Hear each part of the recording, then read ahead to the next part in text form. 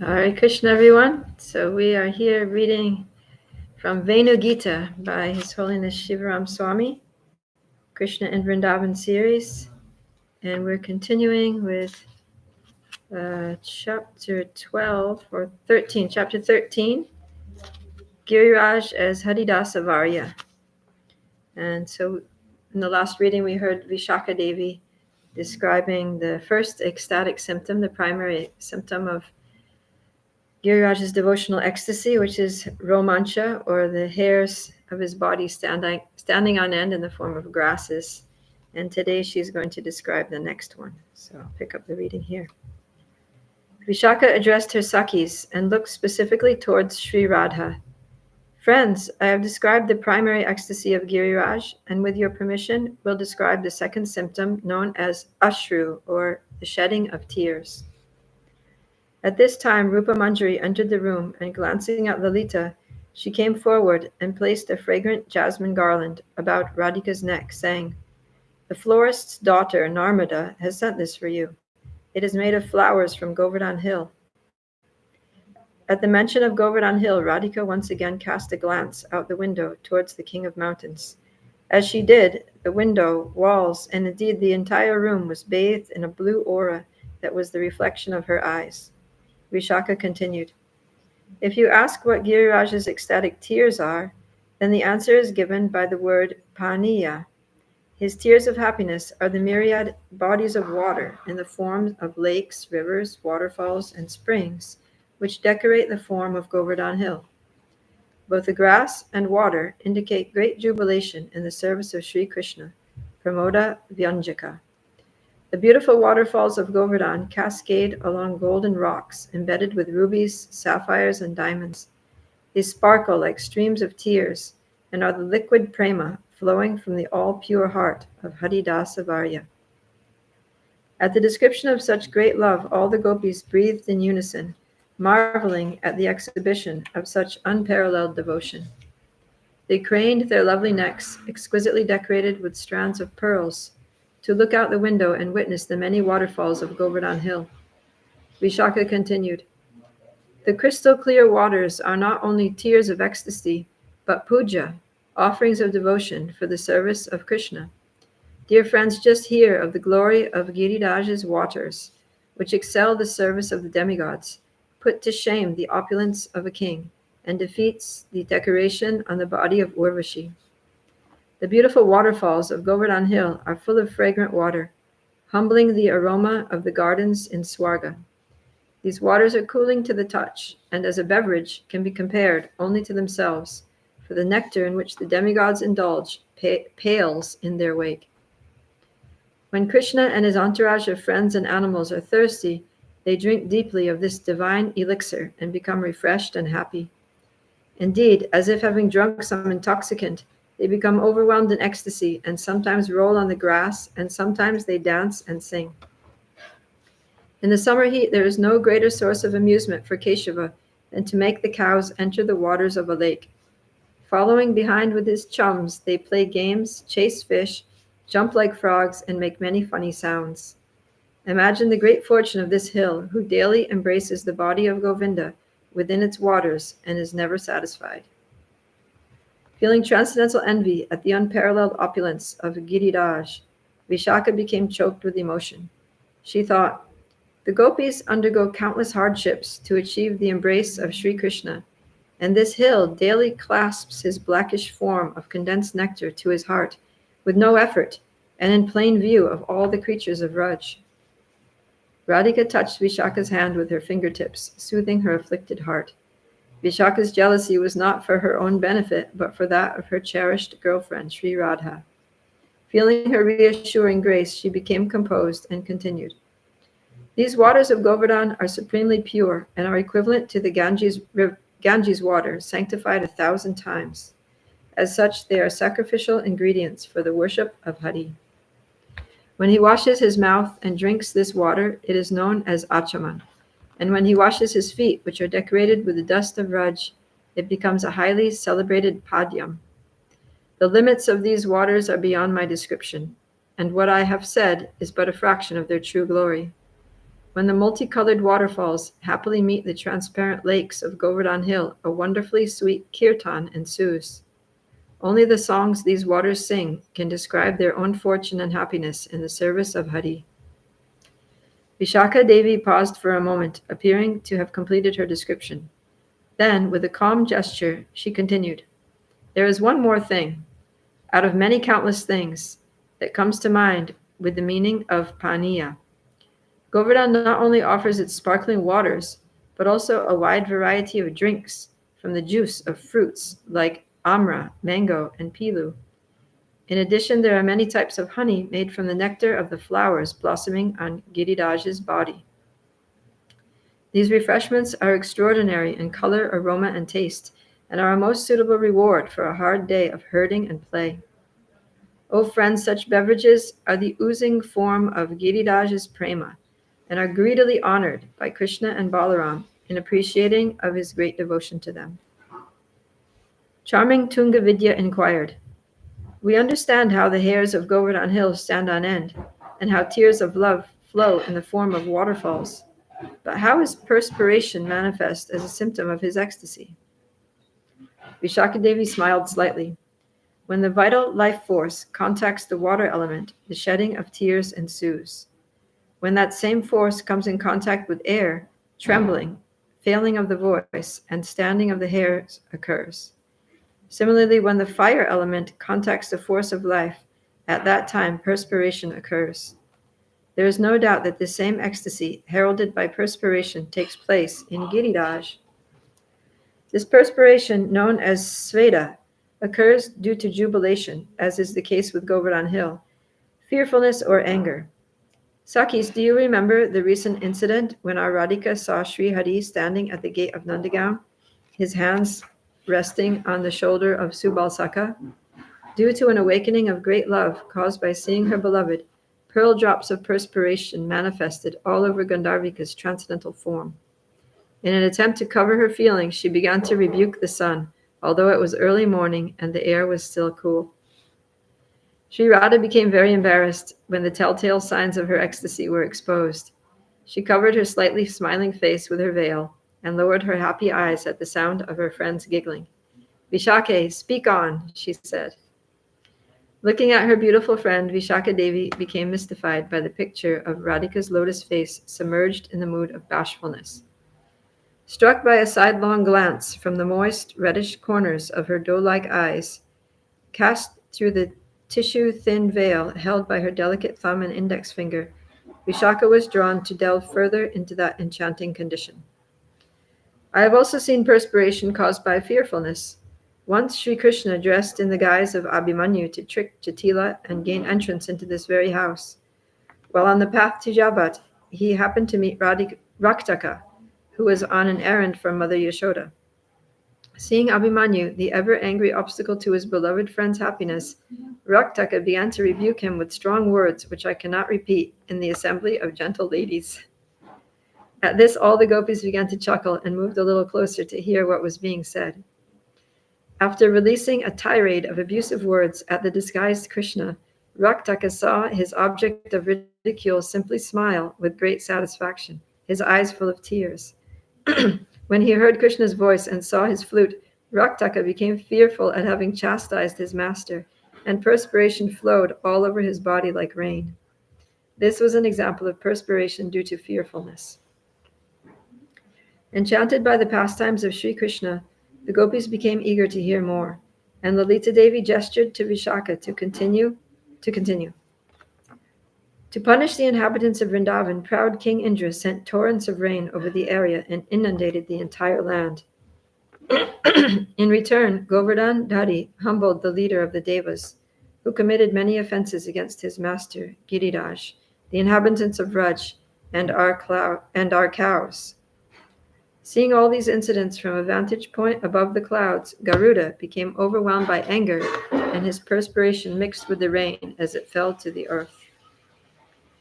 Returning to the subject of Govardhan Hill's ecstasy, Vishaka said, "In the same way, the early morning dew, drops of water, and natural moisture are the beads of perspiration on Giriraj, due to the great jubilation he feels at the touch of Krishna and Balaram's lotus feet. Vishaka looked to her friends with a twinkle in her bluish eyes. To be honest, there is yet a greater expression of ecstasy, which appears as a divine transformation and resembles the Sveta of Govardhan. Excited at hearing the transcendental characteristics of great devotees, the gopis exclaimed, Vishake, why do you hesitate? Yes, yes, speak on, speak on. Raising her two soft hands in mild protest, Vishaka said, although great devotees try to suppress their symptoms of ecstasy, such conditions sometimes become compelling. In such circumstances, they are overwhelmed by the intensity of their emotions and exhibit inconceivable characteristics. For instance, when Cupid heard the rasa dance was taking place during the Sharad Purnima, he came to tempt Rasaraj Krishna with his arrows of lust. When he witnessed Sri Krishna's dancing with the gopis, he became so perplexed that the perspiration on his face froze and his body resembled a tree full of kantaki fruit. Because of his great love for Hari, Giriraj also exhibits such extraordinary symptoms. I have seen this with my own eyes. Why are you teasing us, Saki? Said one gopi. Why do you not describe the wonders you have seen on Govardhan Hill? Vishaka continued. This great devotee mountain is the constant witness of Sri Krishna's many pastimes. Sometimes, overwhelmed by ecstasy, he begins to melt, and the stones on his body, becoming like liquid, flowing here and there like mud. The gopis look on, incredulous, their eyes wide open, their sweet mouths slightly agape. Although rocks and metallic solids melt at excessively high temperatures, it is seen that the stones of Govardhan take on a liquid form under normal climatic conditions. The physics of such a phenomenon are inconceivable and beyond the range of the senses or mind. I have recounted what I have seen with my own eyes. Nandimukhi, the daughter of Sandipani Muni, who had arrived earlier and was offered a seat out of deference to her Brahminical heritage, spoke up. Vishake, what evidence can you give to support your statements as regard the ecstatic melting of stones? I believe that in the close proximity to our Radhika, who is a storehouse of spiritual emotions, you have become overwhelmed by feelings of great prema and envisage all sorts of transformations in Giriraj. What objective evidence can you give us, who are desirous of sensual confirmation, to substantiate your claims? Vishaka said, Nandi, what I have said is the truth. To satisfy your curiosity, I will show you the very places where stones melt on the body of Giriraj. Moving closer to the window and Sri Radha, Vishaka pointed to Govardhan Hill, lying nearby like a resting peacock, his neck pointed towards Radhakund, his tail extending to Punchari. The evidence of such incidents are the imprints of Sri Krishna's lotus feet, the cow's hooves, his flute, his walking stick, and other such paraphernalia. At the northern end of Govardhan is Shamavan. In a forest of many tamal trees is a bejeweled throne, a Ratna Singhasana, upon which our Ishvari sat, surrounded by her many girlfriends, waited upon by a submissive prince of Raj, whose complexion is as black as the forest. This is a place of both great happiness and great fear. It is here where the rasa dance took place during the festive ceremony of Holi, when the foolish demon Shankachuda, intoxicated by the possession of the Shamantaka jewel, attempted to kidnap the gopis headed by Sri Radhika.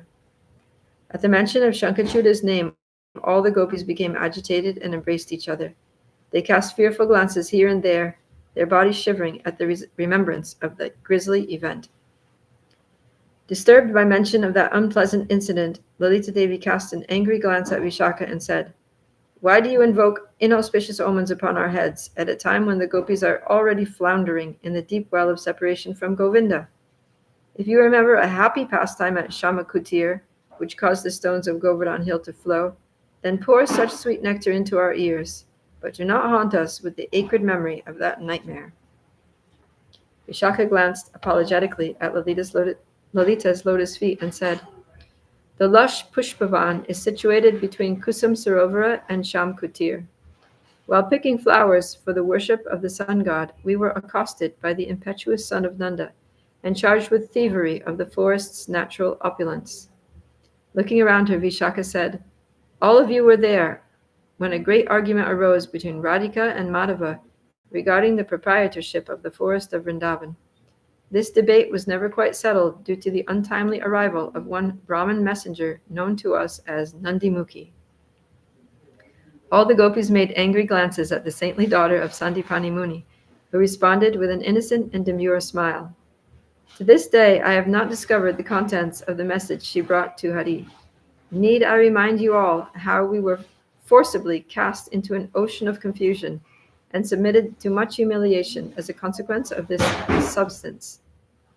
As soon as Sri Krishna received that letter, he became very happy, and without a word, quickly retired to a solitary kunj at the northern extremity of the forest. When Lalita Devi sent Rupa to spy on Sri Krishna's activities, he was reported to be sitting in the posture of a consummate yogi, absorbed in the silent repetition of some mantra known only to himself. Srimati Radharani became fearful at the news of Sri Krishna's asceticism, concerned that he would attain some mystic perfection by which the gopis would come under his full control. As the king of yogis continued his strict mantra japa, Sri Radha called for a strategy meeting to avert the impending embarrassment. However, when the gopis heard the Krishna moon had risen in the eastern side of the forest, having attained full beauty and matchless perfection by the strength of his vows, Radharani contracted herself in anxiety and quickly walked to the temple in the Ashokavan. Although Achyuta saw Sri Radhika retreat into hiding, he did not follow her, but approached her Sakhis and asked of her whereabouts. When Lalita Devi informed him that she had gone home, Sri Krishna smiled charmingly, twirling his flute and rocking on his heels. He said, "Lalita, the time of your incessant cheating of simple cowherd boys has now come to an unceremonious end, and will now drown in the ocean of your own impudence. By the grace of Purnamasi and on the strength of Vedic mantras, I have attained mystic perfection and can see through the rising tide of your deceit." Casting a caustic glance at Nandimukhi, Vishaka continued.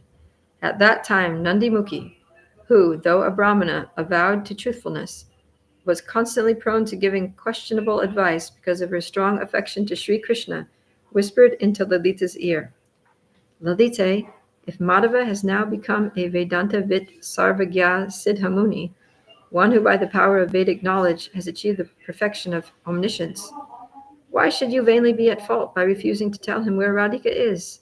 Become glorious by indicating her whereabouts through the silent guru of your roving lotus eyes." Hold on, I'm going to close the door.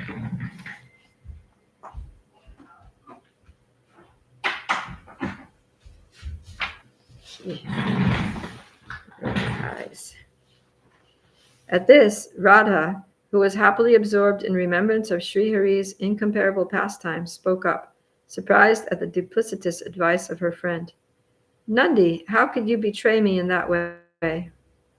Sitting with her back erect, ever virtuous and innocent, the representative of the foremost class flashed a radiant smile to Sri Radha, confident her advice was always pleasing to her heart, even if externally she acted to the contrary.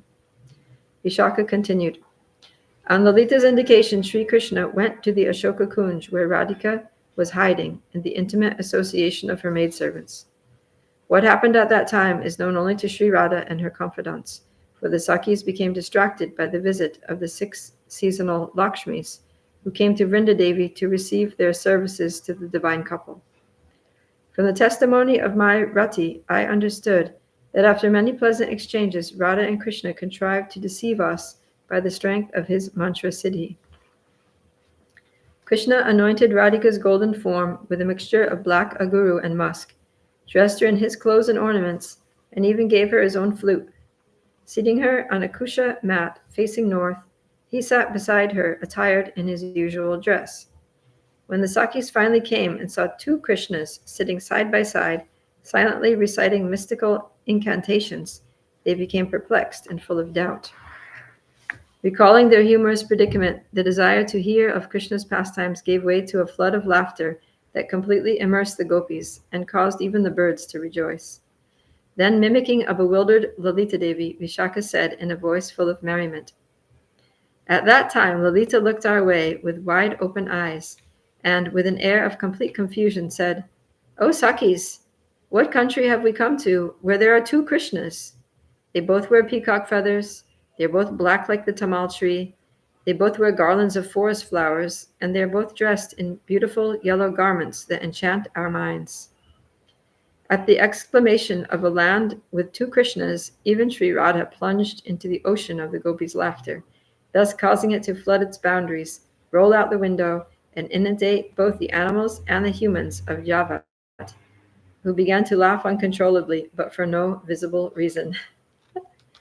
When the Sakis inquired from Rupa's deceptive followers of the events leading to this mystery, feigning concern, they simply said, "We also do not know who is who."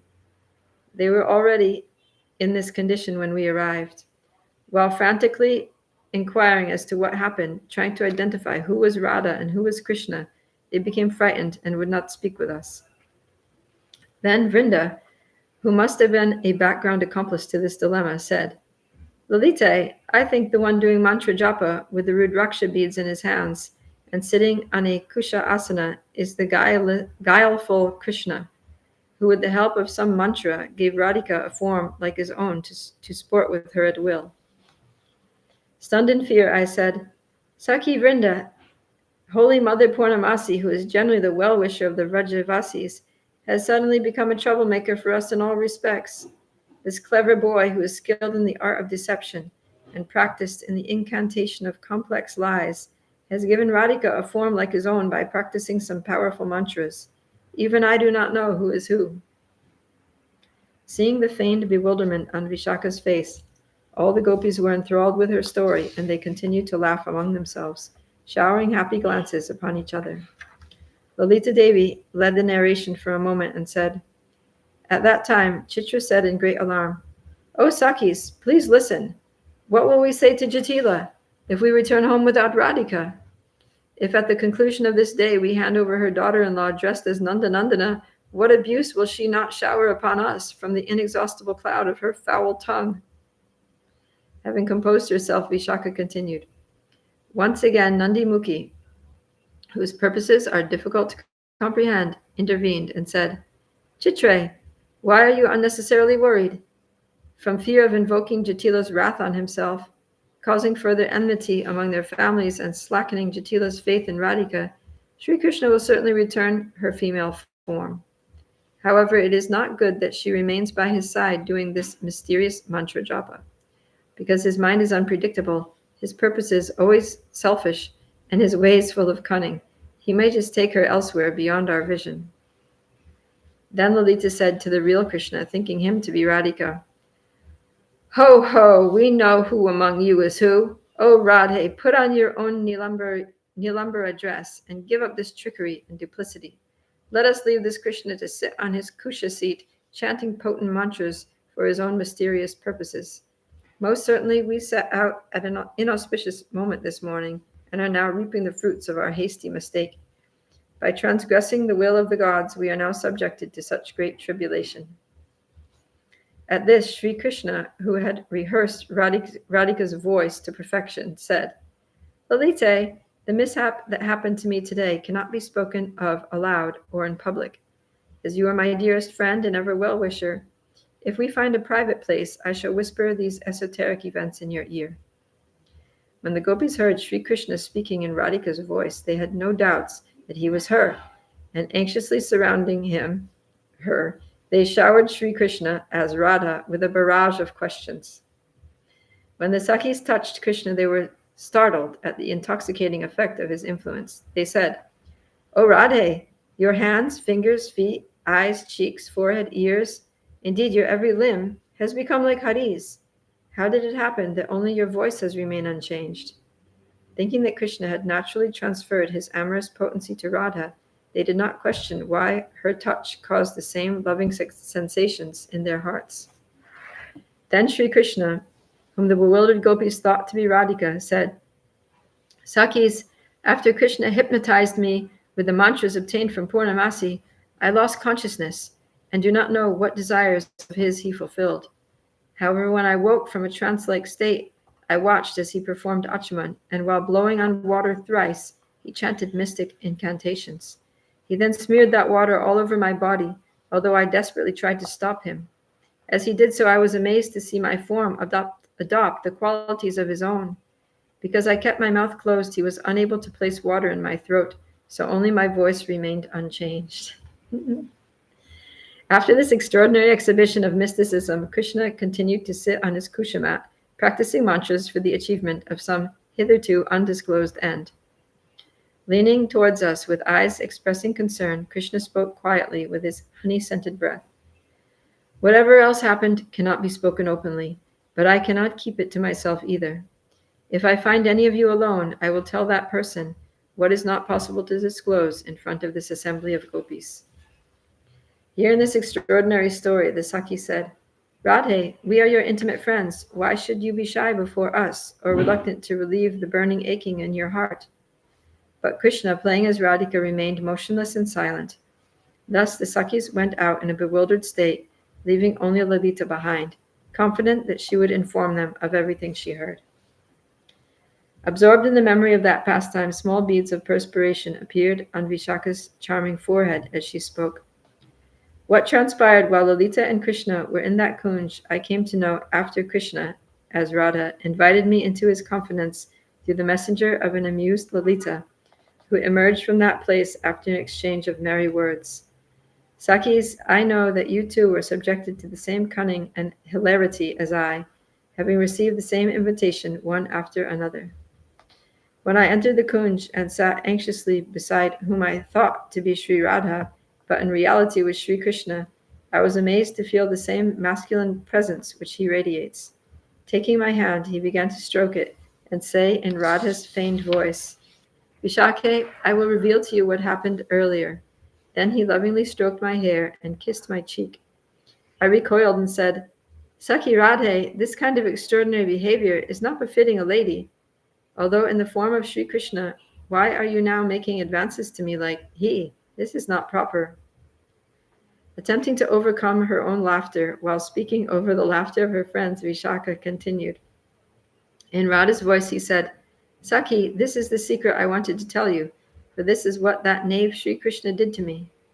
Then Sri Krishna began to speak to me in his own voice and revealed the mystery of his playful sports, which, encircled with the rasa of uncontrollable laughter, was experienced by each and every one of you, as we systematically invited each other to experience the fun after having been party to it ourselves. At the conclusion of the humorous medley, when each gopi had innocently entered the kunja alone with Sri Krishna at the behest of her predecessor, the Sakis, along with Vrinda and Nandimukhi, went to the place where the real Radhika was in Krishna's dress. Lalita then addressed her, O crown jewel of mantra knowers, you fulfilled your desires and have fully deceived us with your tricks and impudence. Now cast aside this false disguise and become our Saki again. Then Sri Radhika, who had been taken to be Krishna, opened her lotus eyes as if awakening from a dream. With the feigned motions of a mystic, she said, O Sakis, why have you come here? Looking around here and there, she said, Where is that impudent boy Krishna? And threw the peacock feather from her head with her left hand. While censuring her with words full of humor, the Sakis removed Krishna's color and ornaments from Radhika's body and dressed her with her own garments. When she once again resumed her demure appearance as the princess of Vrindavan, Sri Krishna appeared in the assembly of Sakis dressed in a bluish sari resembling her own and adorned with her jewelry and ornaments. So before there were two Krishnas and now there are two Radhas. Were the Sakis not totally bewildered when Hari once again imitated Radhika's voice, copying her slightly feigned fear and shyness while half covering his astonishing moon-like face with his veil? Drinking the honey of Sri Radhika's lotus-like face with his honeybee glances, Sri Krishna said in Radha's soft, cooing voice, Sakis, see how this impudent boy Krishna has assumed my own form and enchanted you all by wearing my dress, adopting my nature, and imitating my gestures. Do not stay at this boy's side who is expert at conjuring up hundreds of illusions. You must come here immediately and help me escape from this place before he bewitches you as he did me. That person who had first induced Sri Radha to adopt his complexion, dress, and crown had now appeared in her form, dressed in bluish cloth, wearing a golden chandrika, and walking on red-lacquered lotus feet. Throwing the gopis into a turbulent ocean of bewilderment, even Vrindavan's desire vines began to smile at the glory of such a pastime. Krishna's impertinence had crossed beyond its boundaries, and he could no longer maintain his facade in the presence of his beloved and her girlfriends. Quickly assuming his original form and apparel, Sri Krishna and his Sakis walked beneath the sheltering desire trees, anxious to enjoy the presentations of Vrindavan forest exhibited through the variety of the 6 seasons.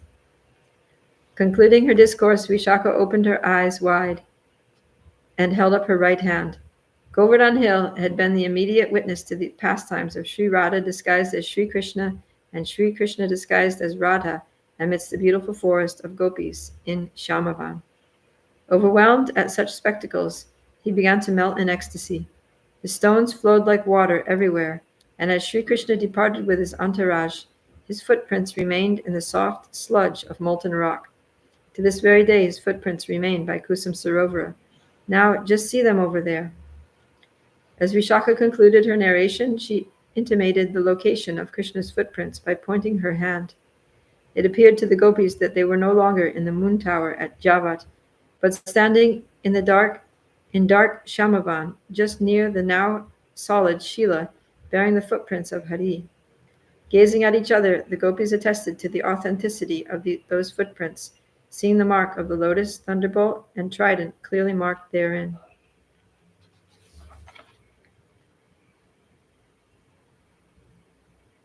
Okay, I'm going to stop here, 8:30. Thank you all for listening. Venu Gita Ki Jai, Shri Govardhan, Giriraja Govardhan, Hari-dasa-varya, witnesser of all the divine, playful pastimes of Radha and Krishna in Braj. Ki Jai. Srila Prabhupada Ki Jai. Nitya Gaur Premanandi Hari Bol.